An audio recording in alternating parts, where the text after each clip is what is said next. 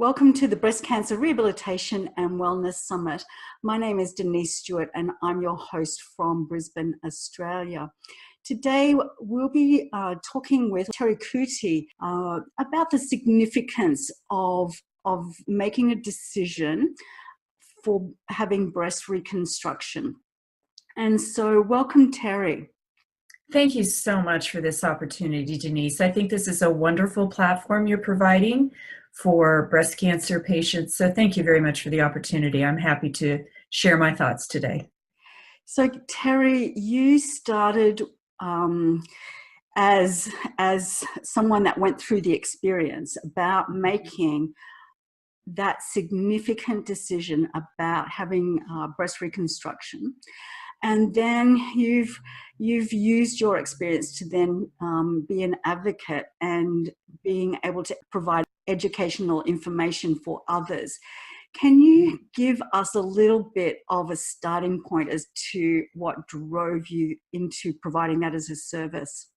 Well, I think that I really started this foundation and the outreach simply because I felt so fortunate. I had a very successful experience, and not all women do, but I think, the resources that I can provide and the experience that I had can maybe help some of these women who are having a difficult time, or even help women who they have no idea where to begin because first you have the diagnosis, or you find out that you have a gene mutation that really leads you to think about having a prophylactic mastectomy to increase your, or to strongly decrease your chance of ever getting breast cancer.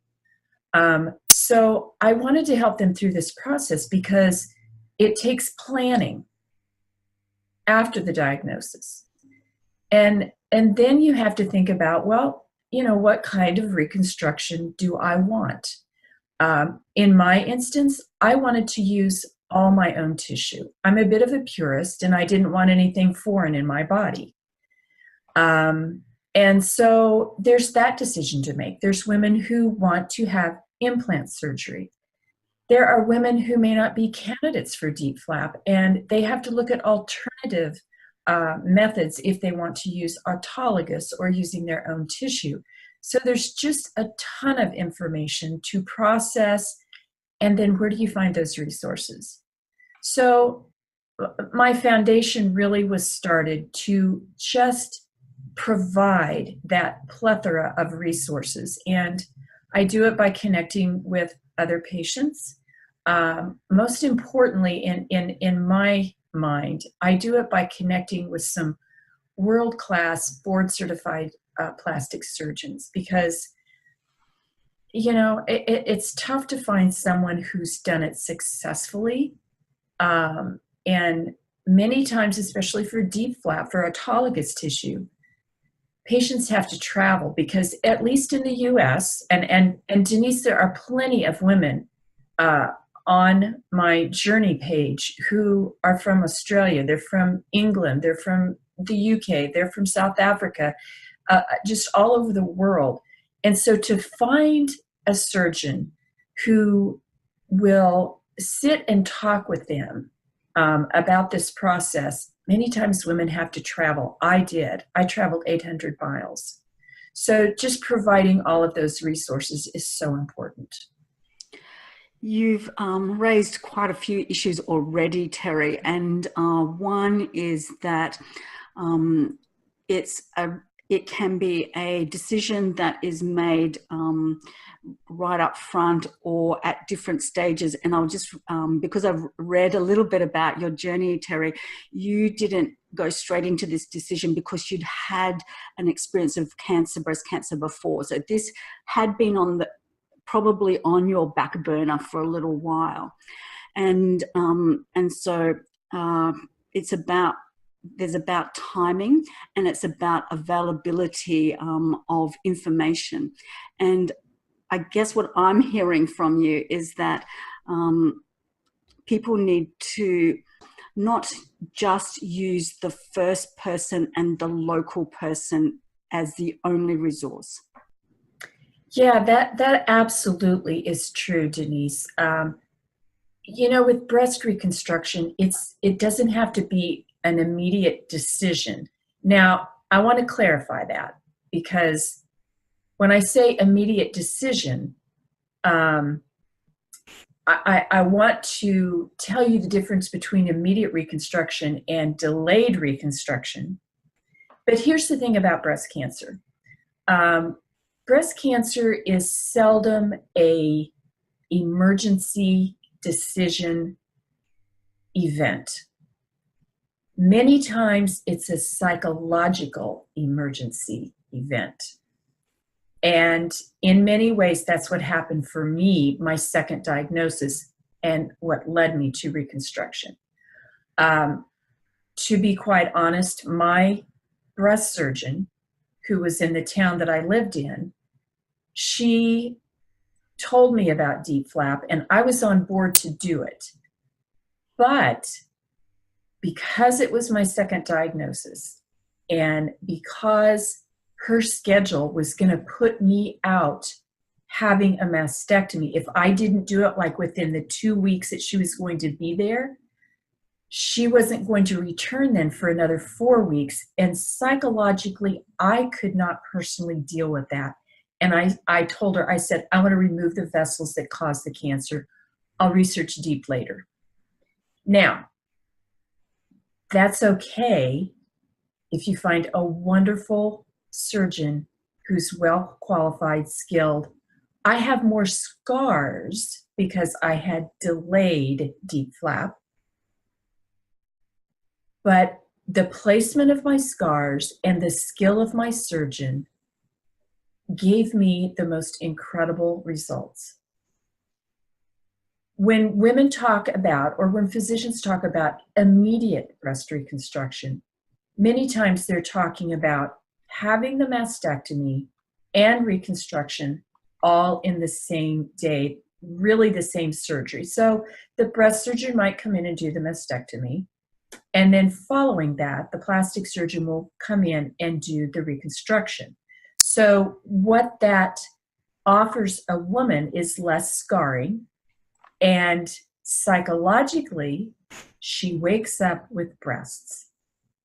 That didn't happen to me. It doesn't happen to many women for a variety of reasons. And I have to tell you, it can be psychologically traumatizing. It was for me. I am not a shy person. For 7 months that I lived without my breast, even wearing a prosthesis, I was socially inept, I would say. I was turning down social events. I was very uncomfortable being out in public. It was just, there are studies that, have shown that women go through psychological distress living without their breasts. There are women who choose to go flat, and they do just fine. We are all individuals, and I respect every single choice that women make. I never tell them to have reconstruction. It's a personal choice. But for me, it was psychologically difficult. And so that's the difference between immediate and delayed. In my case, it was delayed. But as I said, with my surgeon, he was so skilled and such a perfectionist and has done so many of these that my reconstruction turned out just beautifully. So Terri, you mentioned about the location of the scars, and really that just to explain that the different breast reconstruction methods have different scar locations. Yes. Can you tell us then about maybe one or two examples of that? Absolutely. So with deep flap, which is deep inferior epigastric perforator, it's using the tummy tissue. Patients will have a hip bone to hip bone scar. But plastic surgeons try to make that scar below the bikini line. 62-year-old Nana's rocking a bikini, so Let it be known that a plastic surgeon who is a skilled plastic surgeon again, and that's a good question to ask and bring up. Where's this scar going to be? I'd like to wear a bikini. So, talk to your plastic surgeon about that. So that will be a tummy scar. The breast scars, now mine, because I had delayed, the scars are under my nipple line because the flap had to be placed there. But if you can imagine having immediate reconstruction, plastic surgeons use different areas depending on their protocol and depending on where the tumor is, but many times they will use the inframammary fold, which really is just that crease right underneath your bra line where the lower part of your bra sits. So very seldom you see those scars. Sometimes they will do an incision along the side of the breast, but then they close it up at a second phase. If you have a latissimus dorsi or a lat flap, those scars will be behind your back. They will be on the back side because it's called a pedicle flap, not a free flap, where they tunnel the tissue through. So the lat flap would be a back scar. There are PAP, profunder, I don't know if I'm saying this right, but it's a profunder artery. I don't think I'm saying that right at all. Those scars will be at your buttocks. There's, the top of the buttocks they use, the lower part of the buttocks that they use. And then there's something called a tug flap, which is a trans upper gracilis, and that's using the interior part of the thigh, which is another good blood source for autologous tissue. Now, if you're having implant surgery, of course, you're going to have less scarring because you're not using any other part of the body. You're using an implant to replace the projection of the breast loss. So that typically is the inframammary fold for implant. So those are a few of the different types of breast reconstruction and where the scars would be placed. But absolutely perfect questions to ask your plastic surgeon where those scars will be placed. The other thing I would like to just draw the viewer's attention to at the moment is that we're talking about the location of the scars and therefore the external scar line that you'll see. We have Karen DeGeers that will be speaking about the functional implications, or what she thinks is the functional implications of the location of the scar and the tissue that's taken. And we have Marjorie Brooke, who talks about the importance of managing the scar that is underneath. So it's quite a complicated business. Yeah, it really is. And my plastic surgeon, immediately after my phase 1, which is the larger surgery, started me with physical therapy, ultrasound-guided physical therapy to manage those scars.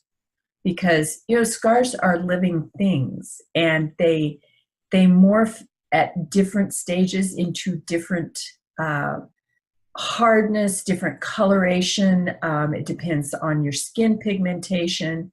And so managing scars after surgery is very important, and where they are placed, as you said. So, yeah.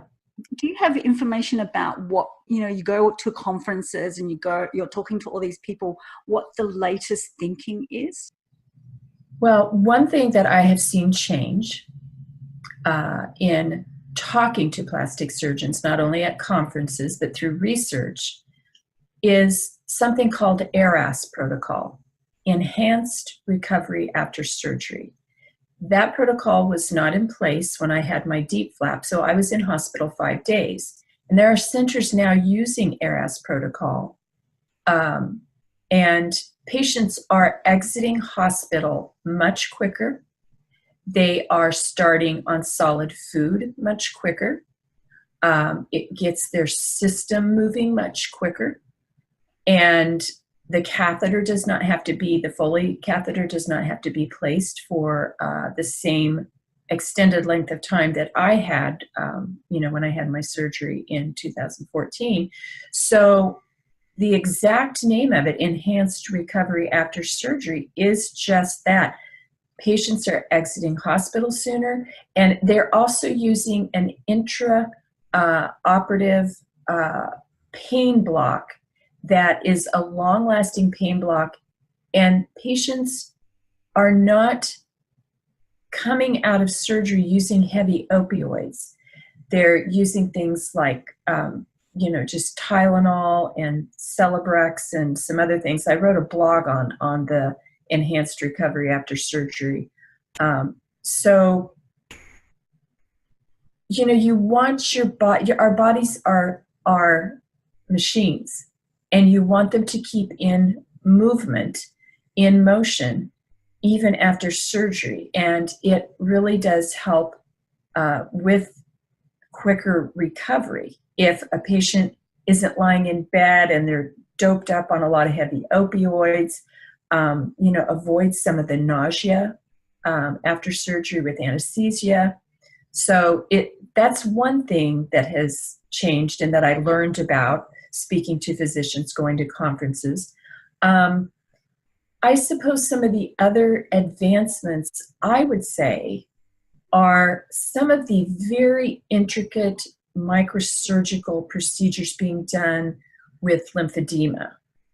Breast cancer patients, even when you're having breast reconstruction, many are having lymphatic surgery. There's lymphovenous transfer. I'm probably not using the right terms, Denise, so we may have to cut this out too, but there's different types of lymphatic or lymphedema surgery that's being done, that they are improving and helping patients manage lymphedema symptoms. The presentation that I referred to by Karen DeGeers, she actually made this recommendation from her literature review, and that was to take that information that you gather about the different procedures and then go see a physiotherapist or a physical therapist that specializes in breast cancer, so that you can then work out what your body type, what is important to you, and how that matches with the different procedures. So more like I don't want to say prevention, but an early intervention, thinking for yourself. Yeah, Denise, you're kind of hitting on something similar to what I really believe in, and it's taking the information that you have and sharing it with your healthcare provider. There's something that I am a strong proponent of and have given a couple of talks at conferences on, and it's a term called shared decision making. It's been around for a few years, and different practices and different specialties have talked about shared decision making. But in breast reconstruction, I think that it's so very important. There's a lot of questions that I don't think patients understand or know or think that they can ask.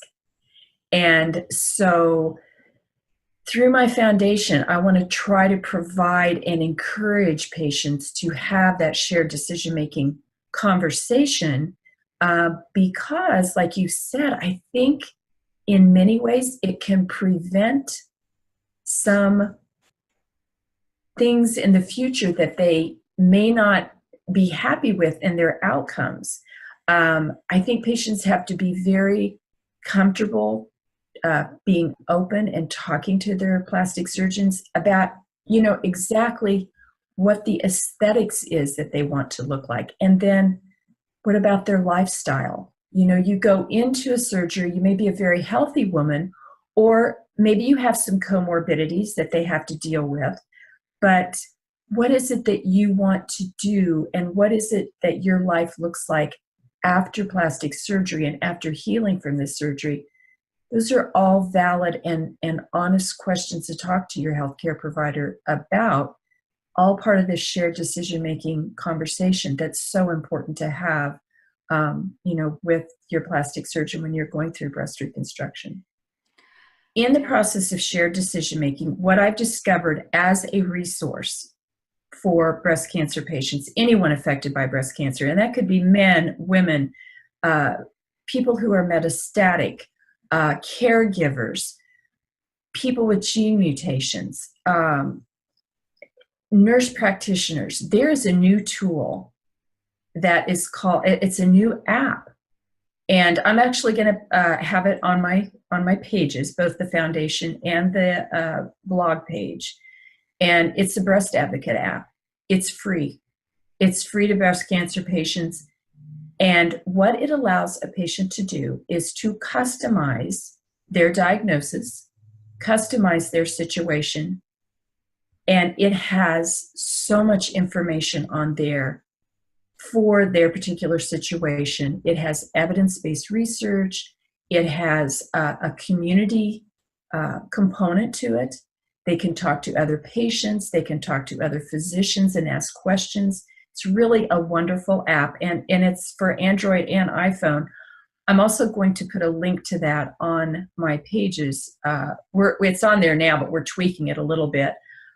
So that breast cancer patients can use this, those affected by breast cancer, because that then gives them the power to have that information and to make or to engage in a shared decision-making discussion. Terri, we both ended up at the very right place together. The beginning was about gathering the information, and really the process is really what you've said, which is shared decision making about breast reconstruction.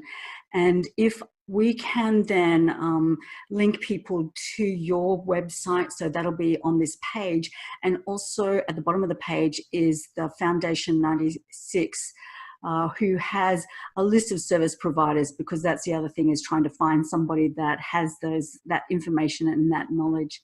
So thank you very much, Terri, for being part of this summit. Thank you so much for the opportunity again, Denise. And I think this is a wonderful platform that you have put together. So kudos to you. I'm very happy to be part of it. Cheers. Cheers. Thanks.